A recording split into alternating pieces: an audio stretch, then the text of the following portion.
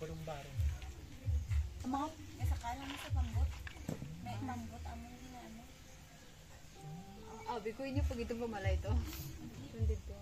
Bali pisked na yung mga may balay sa lahot. Pisked na. Anong biscuit na? Fish cage. Pinabuyan nila daw, pinakulture nila mga bangro. Fish cage. Fish cake. Oo. Pinakulture. Pinakulture nila. Naamo nang may mga balay sa lahot lang nakita. So, dira ka experience naman ito mo da high tide or gabaha bala to for me. Or hindi mo. Kung magbagyo lang eh. Masaka ang tubig.